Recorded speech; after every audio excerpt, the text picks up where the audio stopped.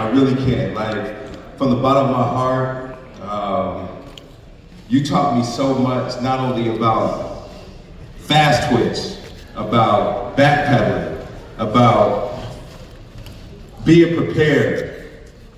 You taught me about how to be a man. And between you and my father, you guys are my heroes, to be perfectly honest, to put it light. And that didn't happen overnight, it happened over time. And the thing is that when I first got to Poly, I remember you looking me in my eyes and said, you're gonna be one of the best 400 runners to ever come through Poly. And I looked at you and I thought, you were the craziest person. I was like, I am not running no damn 400. Period, flat out blank. He said, we were at Cal State University in Long Beach in an all-comers meet. He said, you running a 4. And that was it. And after that, he put in the time, he put in the toolage to making sure that I was one of the best 400 runners that ever came through Poly. Yes.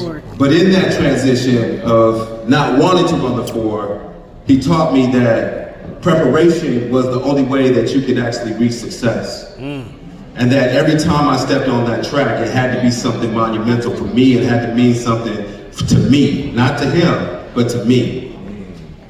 And he said that because I was the one who had to put in the work. He could give me the game, but I was the one that had to actually do it. I was the one who had to put out the work. I was the one who had to make sure that I was at the top of my game.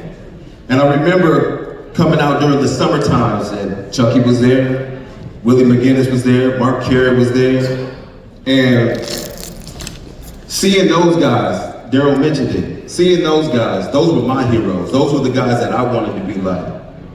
And so being able to practice with them, when I got a scholarship to UCLA, I remember it vividly. I was starting my freshman year.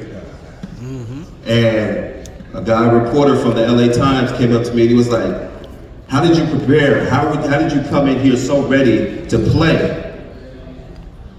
And I told him, I said, there's this man by the name of Norford, who taught me everything that I know about the game of football.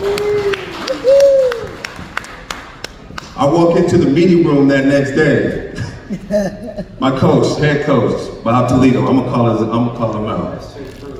Bob Toledo called him out. He said, hey Marcus, let me talk to you for a second. He said, oh, Don Norford did this for you, huh? I said, damn right.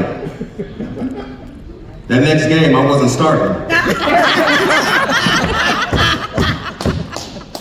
But you know what?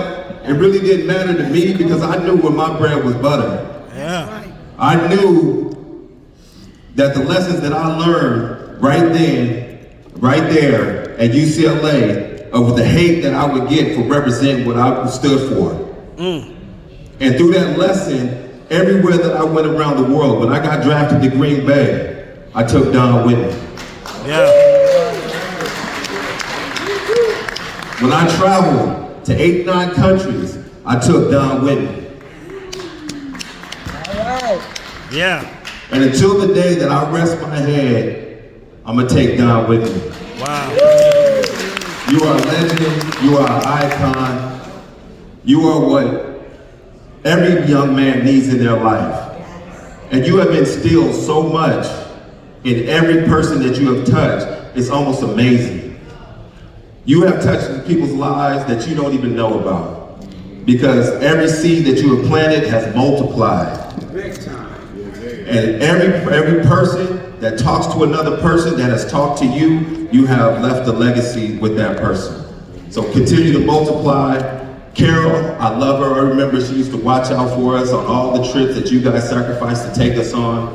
Whether it be Idaho, whether it be the Penn Relays, whether it be Boston, you guys put the money and the time up to make sure that we could show up and show out for y'all. And that's what we did, and that's what we're gonna keep on doing. Always a rabbit.